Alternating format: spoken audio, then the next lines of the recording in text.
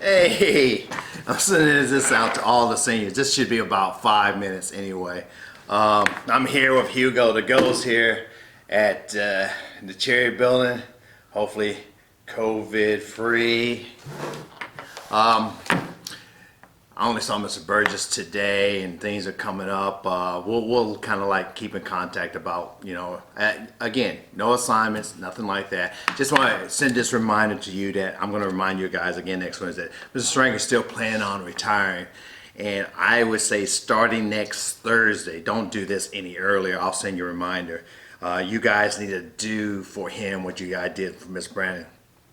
But in this case, just sending him an email message, just thanking him for the school here and what he's done as principal.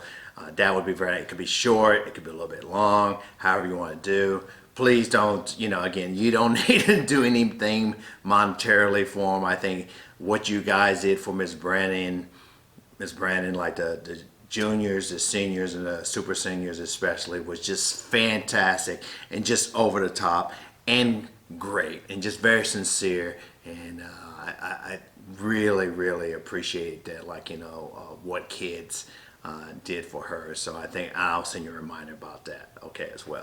But anyway, so just, and I'm going to try to keep tabs here because I don't want to, this is not like a formal assignment because, and again, it's kind of, I'm going to send this kind of out to all the things. I'm sure class group A is going to have some personal finance stuff that eventually is going to be suggested to you by Miss Marilyn, whether it be online or something. But I always like to do, and I've always said this when I do personal finance, sections on here, is that I love to give unorthodox advice. I do not like to give, well, make a budget.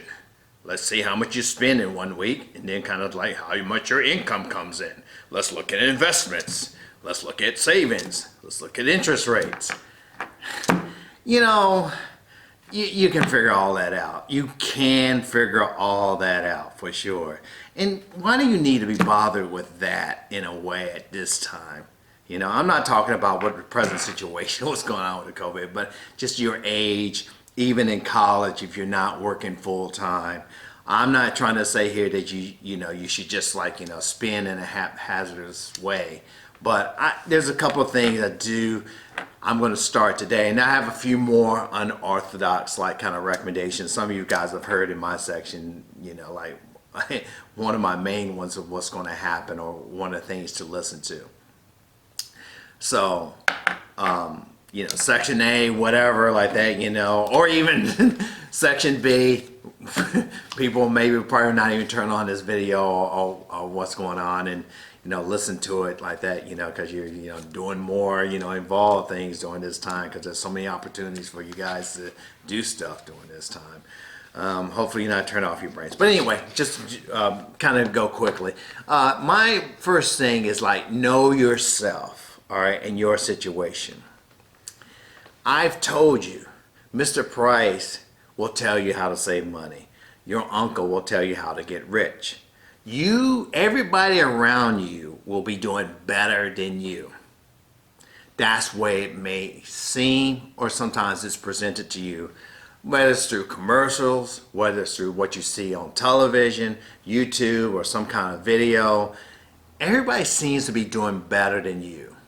So what can you do to be like them, or have more, or to be, at ease with your bills? They have all kinds of solutions what you should be doing. It may not be your situation. They don't know what situation you're in. You don't know if you're living independently. You don't know that there is some important concerns with your family. You don't know. You don't not going to inherit money. You're totally independent. Right now, you're kind of in a situation where you can't get involved with this kind of investment or this kind of job, or look at this opportunity in here. You don't feel like you have disposable income to do this or do that. Know yourself in your situation. Are you in college? Did you just graduate from college? Are you married? What is your situation? Where do you live? What's going on here? You don't may not have time for all these easy kind of like, schemes that will like, where your life will be much better. Oh yes, like that and everything. So stop struggling from day to day. Or you don't want, oh, you have a small house, or you don't have enough, or you could be taking vacations every other week. You could be famous, you could have attention, you can gain money. Oh, it's easy, like, oh, monetize yourself. Just please, in my first unorthodox advice, you're not like me. You're not like everybody else. You're not in that situation. Don't always, as they used to say in the 1950s, try to keep up with the Joneses. It doesn't matter who the Joneses is. They could be the Smiths. They could be, again, whoever, whatever, like, again, that you're, again, like, whatever they can afford, whatever they can do.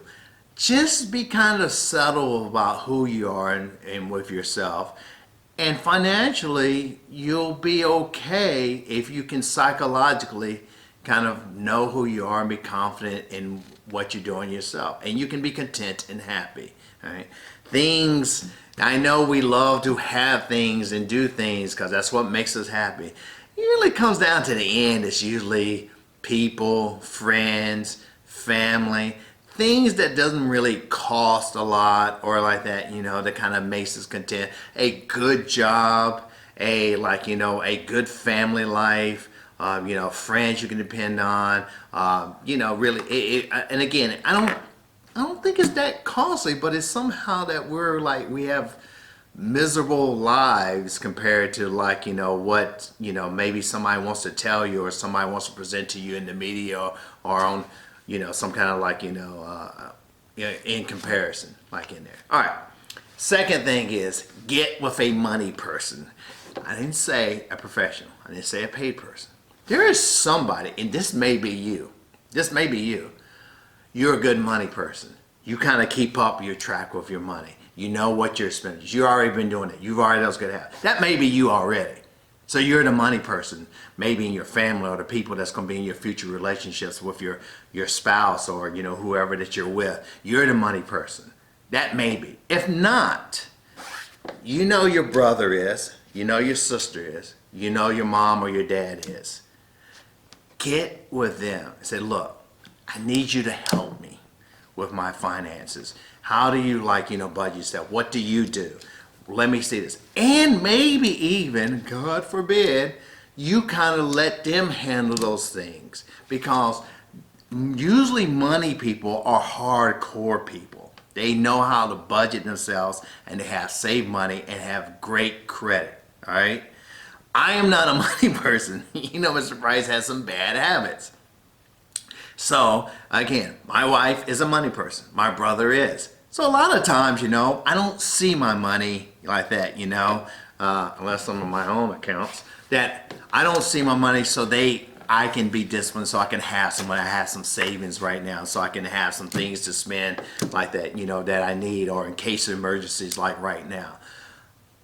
Please, and think about this too in your future if you do settle down. Like if you and your person that you're going to marry or settle with, if both of you are not money people, you should watch out. You should actually think like, well, what relatives do we know that are money people, and we have to actually do that. You don't have to, again, pay somebody that's outside and everything to kind of manage things. Money people. People who can budget and do those numbers. And again, it may be you. Get with a money person, and they will kind of show you what you need. And sometimes they will discipline you. They will be kind of give up some of your rights with your money, and they will help you so you can have money. Give up some of that kind of freedom and saying oh man, I kind of my brother says, I should stick to this budget, but I don't want to. Maybe you might have to almost fork over your check, or whatever income that you have and everything to a person who knows how to manage money so you can have money. So, and again, take these with a grain of salt because they're unorthodox. You're not going to hear this type of advice and everything. Again, you want to, again, Smith and Barney and Merrill Lynch. I have a stockbroker and all that like that. You can get all that jargon. I'm trying to give you what they used to say back in 1991. It's just straight dope to you. And then I'm beginning with these first two. Know yourself, know your situation. You know, your situation is not like all the others, like say that's around you, including your family members. And get with a money person, please. Please get with a person you know, like, man, they're just really an all-star. They know how to manage it. They have credit ratings through the roof. They seem to always have, like, you know, that emergency money that all the other family members don't have, like that, you know. So, well, that's the person. That's the person. And again, I do think that some of you are money people already. You've got it together and you're going to be that person in there. So you should just keep on those skills and hone those skills and make sure nobody kind of like takes away your kind of money proudness for that, you know, and take advantage of you. Like again, you remain in charge if you're the money person, all right, in there. You're the one that's in charge so you can have money. Couple pieces of advice, take it for what it's worth, you know, FWIW, I always say, I love you all, take care. I probably went longer than 5 minutes, obviously, because I talk too freaking much like that, so I just hope you guys are good. I'm going to continue on make, you know, videos for this, and you guys can, again, you know, tune in. Sometimes they're going to be a little bit lighthearted, sometimes they're a little bit more serious, especially for my B section about, you know, about your personal finances. I think, again, you may be surprised. Listen to me now, remember me later. I remember that Fathead Price had said something about, like, you know, when he gave his, you know, personal finance advice, you know, and see if it doesn't, like, you know, there's some truth in what I'm trying to say. You'll kind of realize a little bit later.